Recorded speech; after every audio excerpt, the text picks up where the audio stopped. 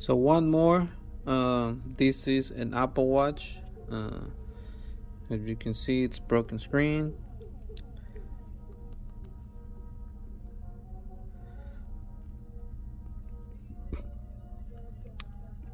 Let's get to repair this little Apple Watch.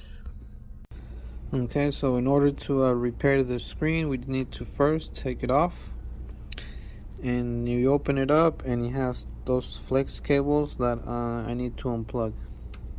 As you can see, it has a little bit of tape over them, so you got to peel it off and then open the little latches, and then you can pull the cables. Okay, so I took the cables off, or unplug them, just like that. So I finished removing the glass. Now the screen doesn't have any glass. The new glass is right there.